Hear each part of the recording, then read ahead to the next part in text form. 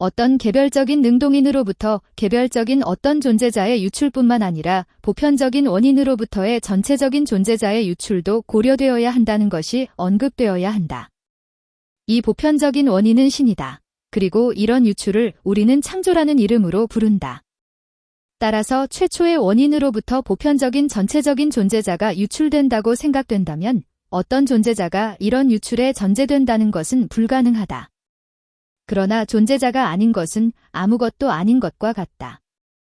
마치 인간의 생산이 인간이 아닌 비존재자로부터 있듯이 전체적인 존재의 유출인 창조는 무인 비존재로부터 있다. 옛 철학자들은 조금씩 말하자면 한 발 한 발 진리의 인식에로 들어갔다. 사실 처음에 그들은 보다 조잡한 편이어서 감각적인 물체적 존재자들만을 인정하였다. 그런 물체계의 운동을 인정한 이들 중 어떤 이들은 운동을 어떤 우유적인 것들에 의해서만 예컨대 희박과 응축과 집합 그리고 분리 등에 의해서만 고찰하였다. 이렇게 그들은 물체들의 실체 자체를 창조되지 않은 것으로 상정하여 이런 종류의 우유적 변화들의 어떤 원인들을 예컨대 사랑과 다툼, 지성이나 이와 같은 어떤 것에 돌렸던 것이다. 무에서 어떤 것이 된다고 할 때 X에서 라는 전치사는 진료인을 지칭하지 않고 다만 질서를 지칭할 뿐이다. 그것은 마치 닫힘에서 정오가 된다는 것, 즉 닫힘 다음에 정오가 된다고 하는 경우와 같은 것이다. 이때 다음과 같은 것이 이해되어야 한다. 즉 EX에서 라는 전치사는 무라고 하는 말 안에 포함된 부정을 내포하거나 혹은 그 부정에 의해 내포되거나 그 어느 것이든 가능하다. 첫째의 경우라면 현재 있는 것에 선행하는 비존재의 질서가 제시된다. 그런데 만일 부정이 이 전치사를 내포한다면 이때는 무에서 생긴다라는 표현은 즉 어떤 것에서도 되는 것이 아니다라는 의미가 된다. 이것은 마치 그가 무에 대해 말한다고 하는 경우와 같다. 그것은 그가 아무 것에 대해서도 말하지 않기 때문이다. 무에서 어떤 것이 된다고 하는 경우 이 명제는 위의 두 가지 양태 중 그 어떤 것으로도 진리로서 논증된다. 그런데 첫째의 양태로서 EX에서 라는 이 전치사는 질서를 포함하고 둘째 양태로서는 진료인과의 관련을 포함하는 것이어서 이런 관련이 부정된다. 창조는 창조된 것 안에 다만 관계에 의해서만 어떤 것을 규정한다. 그것은 창조되는 것이 운동이나 변화로 말미암아 생기는 것이 아니기 때문이다. 즉, 운동이나 변화로 말미암아 생기는 것은 어떤 선재하는 것으로부터 생겨난다. 이런 것은 어떤 유들의 특수한 산출들에 있어서는 일어날 수 있지만 모든 유의 보편적인 원인 즉 하느님인 그런 보편적인 원인으로부터의 존재 전체의 산출에 있어서는 이루어질 수가 없다. 그러므로 하느님은 창조함에 있어 사물들을 운동 없이 산출한다. 그런데 운동을 능동과 수동에서 제거한다면 관계 이외에 남는 것이란 아무것도 없다. 그러므로 창조는 피조물에 있어서 그 존재의 근원으로서의 창조주에 대한 어떤 관계 이외에 다른 것이 아니라는 귀결이 된다. 그것은 마치 운동의 경우 수동에 있어 운동의 근원에 대한 관계가 포함되는 것과 같은 것이다. 하느님으로부터 어떤 것이 창조되는 것이 불가능하지 않을 뿐만 아니라 모든 것이 하느님으로부터 창조되었다는 것을 필연적으로 인정하여야 한다. 이것은 앞에서 제시된 것들에서 알게 되는 바와 같다. 사실 어떤 사람이 어떤 것에서 어떤 것을 만드는 경우 그것으로부터 만드는 것이 그의 작업에 전제되며 그것은 그의 작업에 의해 산출되지 않는다. 그것은 예컨대 공작인이 나무와 청동과 같은 자연물들에서 작업하는 것과 같은 경우이다. 이런 자연물들은 공작인의 기술의 작용으로 말미암아 원인된다. 그런데 자연 자체로 자연물들의 원인이 되는 것은 형상에 관한 한에서이고 진료를 전제로 한다. 그러므로 만일 하느님이 어떤 전제된 것으로부터 작업할 수밖에 없다고 가정한다면 그런 전제는 하느님으로부터 원인되어 온 것이 아닐 것이라는 귀결이 될 것이다.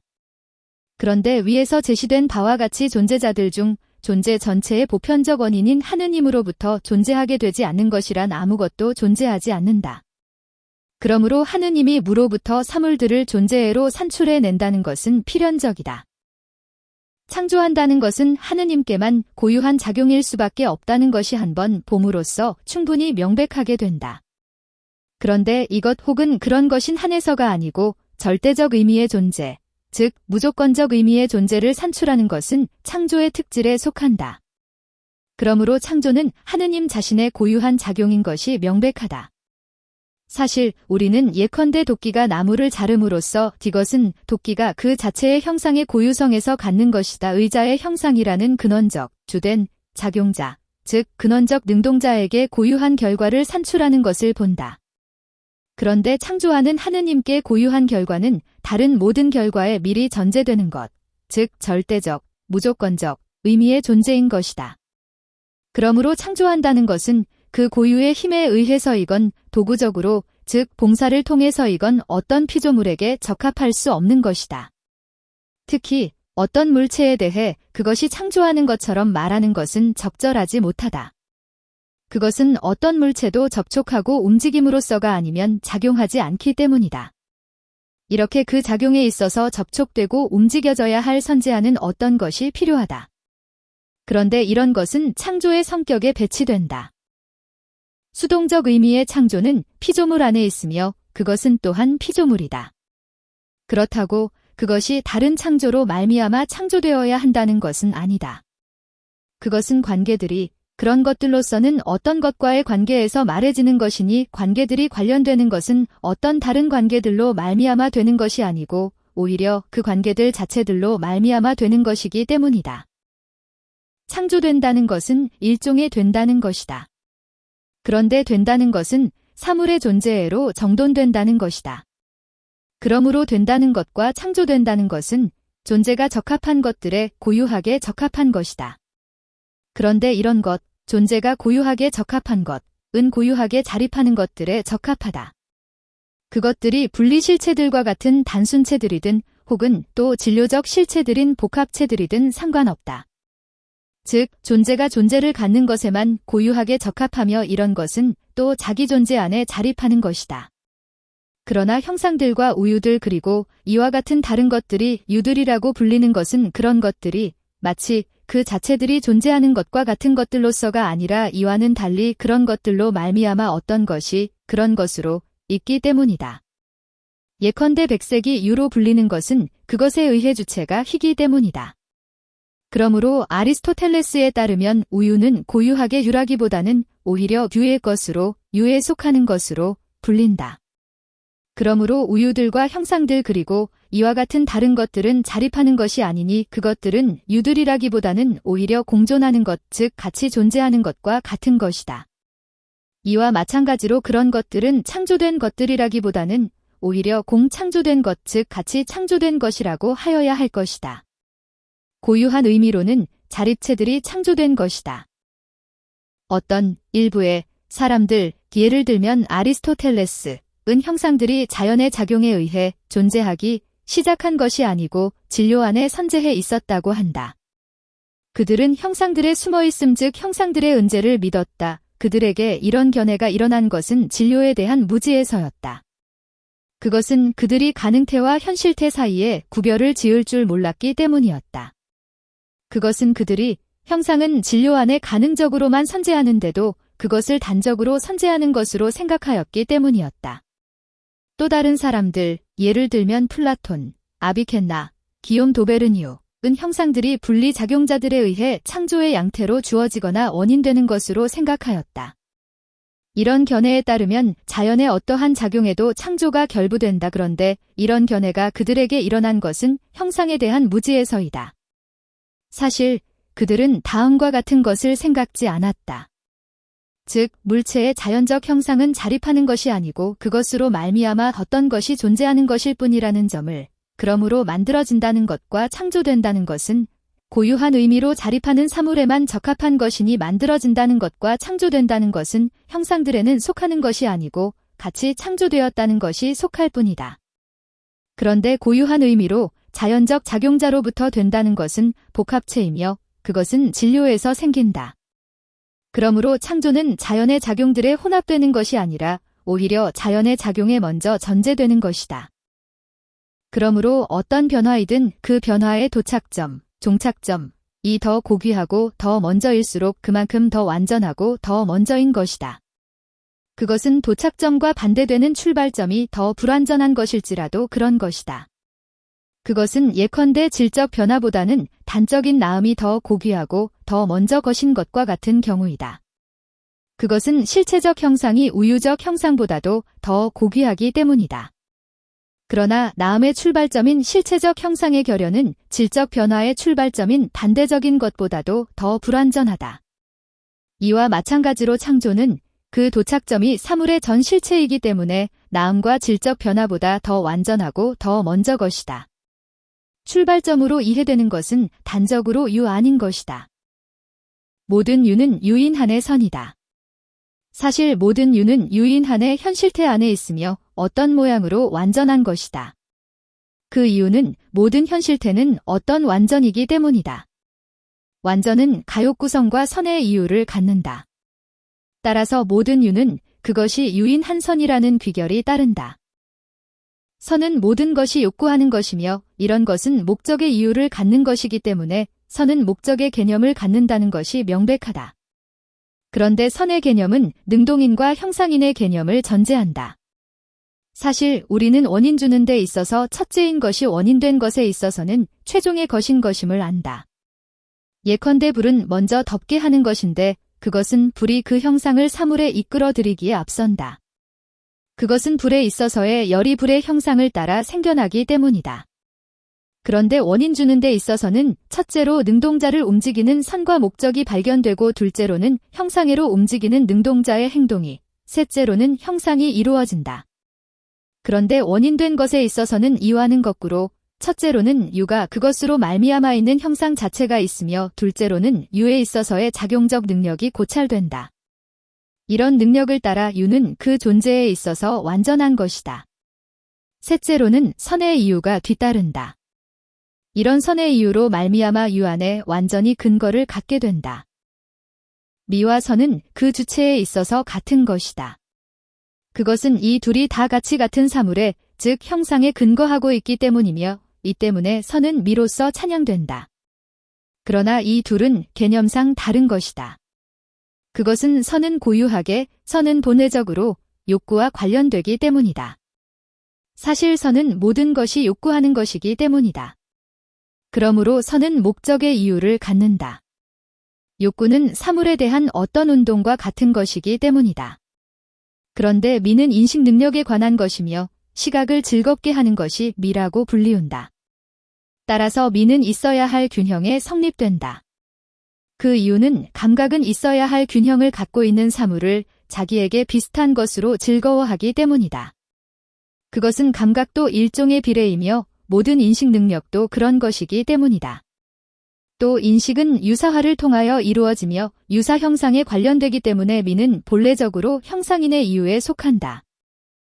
각 사물은 그것이 완전한 것인 한 선이라고 불리운다.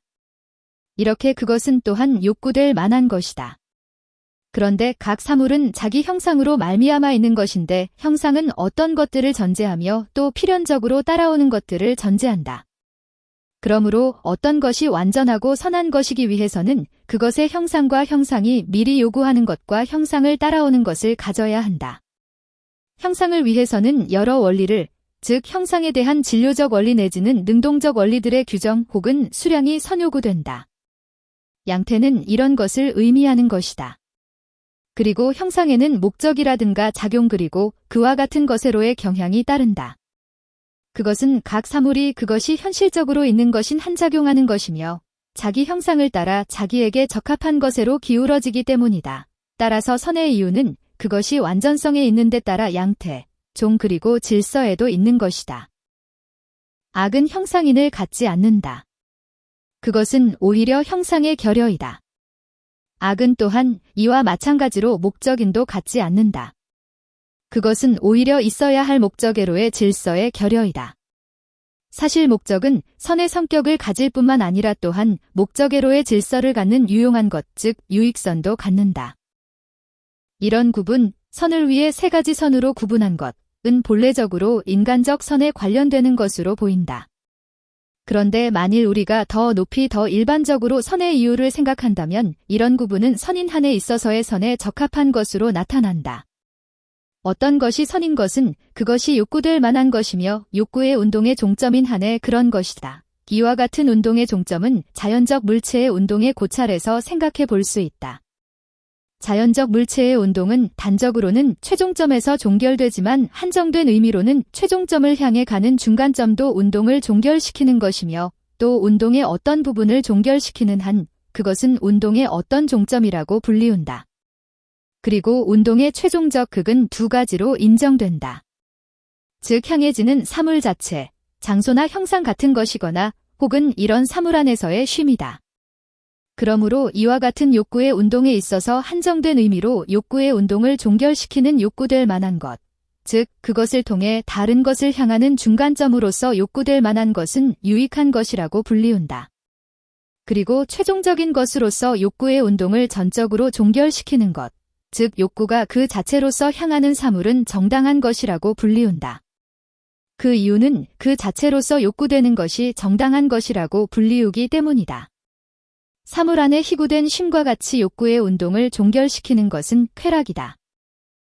선하다는 것은 특히 하느님께 적합한 것이다. 어떤 것이 선하다는 것은 욕구될 만하다는 데 기인한다. 그런데 모든 사물은 다 자기 완전, 환성을 욕구한다. 그런데 결과의 완전과 결과의 형상은 능동자의 어떤 유사이다. 그것은 모든 능동자는 자기에게 비슷한 것을 행하기 때문이다. 따라서 능동자는 가욕구적이며 선의 이유를 갖는다. 다시 말해 이런 것은 능동자의 유사가 분유되기 위해 능동자가 욕구되는 것이다. 따라서 하느님은 모든 것의 제1능동인이기 때문에 하느님께 선과 욕구의 개념이 적합한 것은 명백하다. 하느님은 기실 어떤 류나 사물의 질서에 있어서만이 아니고 단적으로 최고선이다. 이렇게 하느님께 선이 귀속되는 것은 원망되는 모든 완전성이 원인으로서의 하느님한테서 흘러나오기 때문이다. 그런데 여기서 하느님에게서 흘러나온다는 것은 지리적인 능동자에게서가 아니라 종적 이유에 있어서도 류적 이유에 있어서도 그 결과와 일치하지 않는 능동자에게서 흘러나오는 것이다. 결과의 유사는 원인이 이리적인 것일 때에는 이리적으로 발견되지만 원인이 다의적일 때에는 더 우월하게 발견된다. 이것은 태양에 있어서의 열은 불에 있어서의 열보다 우월한 모양으로 있는 것과 같다. 따라서 선이 하느님 안에 있는 것은 이리적이 아닌 만물의 제1원인으로서의 하느님 안에 있는 것이기 때문에 선은 하느님 안에서는 가장 우월한 모양으로 있어야 한다. 이런 이유 때문에 하느님은 최고선이라고 불리운다. 하느님만이 홀로 본질에 의해 선하다. 각 사물은 그것이 완전한 것인 한 선하다고 한다. 그런데 어떤 사물의 완전성은 세 가지이다. 즉 첫째 것은 그것이 자기 존재 안에 성립되는 데 의해 이루어지는 완전성이고 둘째 것은 그것이 완전한 작용을 위해 필요한 어떤 우유가 첨가되는 것과 같은 완전성이다. 그리고 어떤 것의 셋째 완전성은 어떤 것이 그 목적으로서 다른 것에 도달하는 데 성립된다. 예컨대 불의 첫째 완전성은 자기의 실체적 형상에 의해 갖는 존재에 성립되며 불의 둘째 완전성은 열과 가벼움과 건조성 등등에 성립된다. 그리고 불의 셋째 완전성은 불이 자기 자리에서 쉬는 데 따라 이루어진다. 이런 세 가지 완전성은 어떠한 피조물에도 그 본질에 의해 적합한 것이 아니고 다만 하느님께만 적합하다. 그것은 하느님의 본질만이 그 존재이기 때문이다. 그리고 하느님께는 어떤 우유도 첨가되지 않으며 오히려 다른 것에 대해서는 우유적으로 말해지는 것도 하느님 자신에게는 본질적으로 말해진다. 그것은 예컨대 유능하다는 것, 지혜롭다는 것 등등은 하느님께 본질적으로 적합한 것이다. 또한 하느님은 자기 이외의 어떠한 것에 대해서도 그것을 목적으로 그것에 질서지어지는 것이 아니고 오히려 그 자신이 모든 사물의 최종 목적인 것이다. 따라서 하느님만이 모든 양태의 완전성을 그 본질에 의해 갖는 것이다. 그러므로 하느님만이 그 본질에 의해 선한 것이다. 그 본질에 의해 제일 첫째인 어떤 것이 유이며 선이라는 것은 절대적, 무조건적으로 지닌 것이다. 우리는 이것을 하느님이라고 부른다. 그러므로 각각의 사물은 그 본질에 의해 유이며 선인 제일 첫째 것에 근거하여 유이며 선이라고 불리울 수 있는데 그것은 각각의 사물이 제일 첫째 것을 어떤 유사의 방식으로 분유하는 한 그런 것이다. 그러므로 각각의 사물은 선성 전체의 표본적이며 산출적이고 목적적인 제1근원과 같은 신적 선성으로 말미암아 선이라고 불리운다.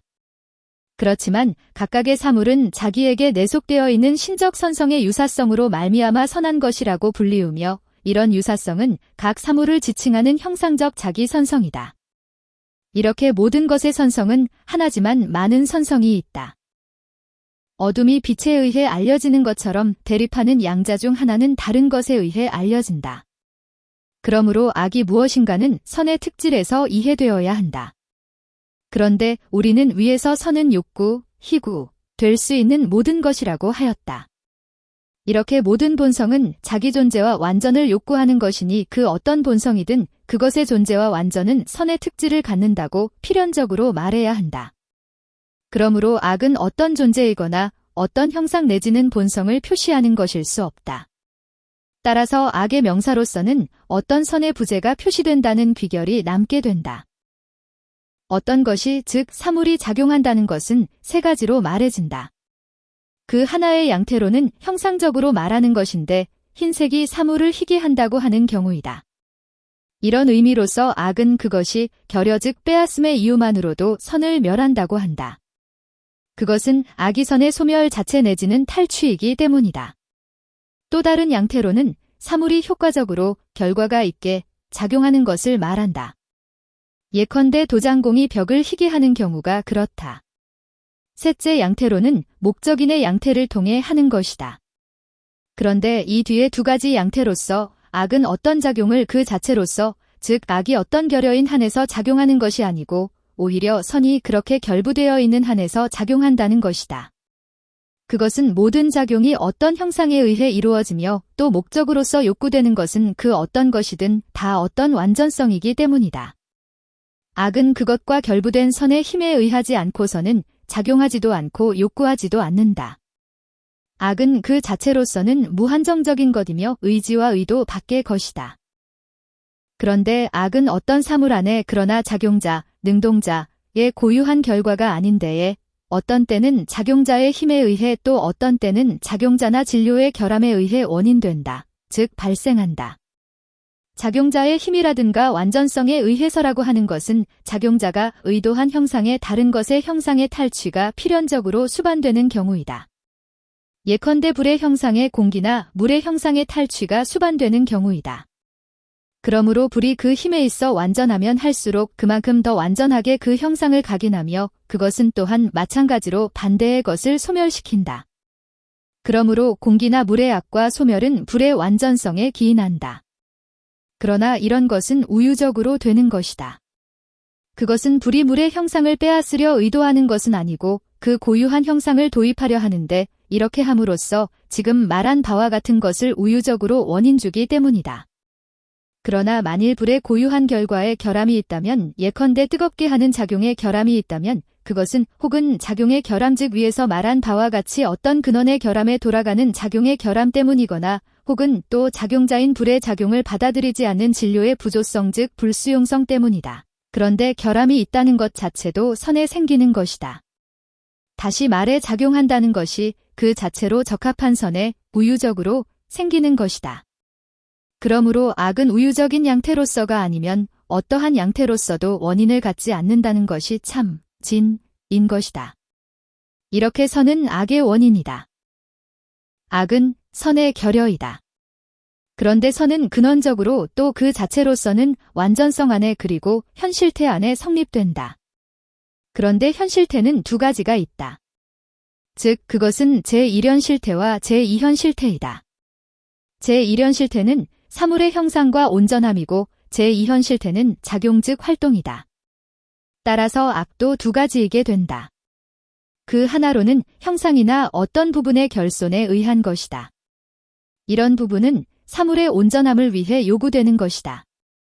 그것은 예컨대 맹목이나 지체의 결손을 갖는 것이 악인 것과 같은 경우이다. 또 다른 하나로는 있어야 할 작용이 결손되는 경우이다. 그것은 그런 작용이 전혀 없기 때문이거나 혹은 있어야 할 양태나 혹은 있어야 할 질서를 갖지 않기 때문이다. 그런데 선은 단적으로 의지의 대상이기 때문에 선의 결여인 악도 의지를 갖는 이성적 피조물들 안에서 특별한 근거에 의해 발견된다. 그러므로 사물의 형상이나 온전성의 결손으로 말미암아 생기는 악은 벌의 성격을 갖는다. 사실 의지에 반대되는 것이 벌의 개념에 속하는 것이다. 그런데 악은 즉 자유의지적인 영역에 있어서 있어야 할 작용의 결손에 성립되는 악은 죄과의 성격을 갖는다. 사실 죄과로서 어떤 사람에게 책임이 돌아가는 것은 그가 의지로 자유롭게 처리할 수 있는 완전한 행위에서 이탈하는 때이다. 그러므로 자유의지적 영역에서 고찰되는 모든 악은 벌이거나 죄과이다. 선과 지는 주체에 있어서는 유와 전환되지만 개념상으로는 다르다. 이런 관점에서 지는 절대적으로 말의 선에 선행한다. 이것은 두 가지로 나타난다.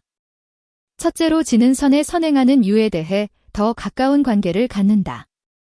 그것은 지는 존재 자체와 단적으로 그리고 직접적으로 관계되는데 선의 개념이 존재를 따르는 것은 존재가 어느 정도 완전하다는 데 기인하는 것이기 때문이다.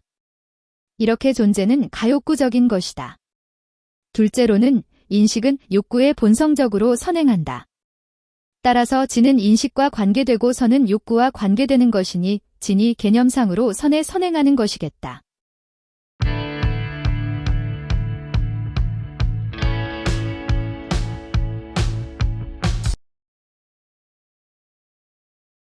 수고하셨습니다. 반복 학습으로 학습 효과를 높이세요.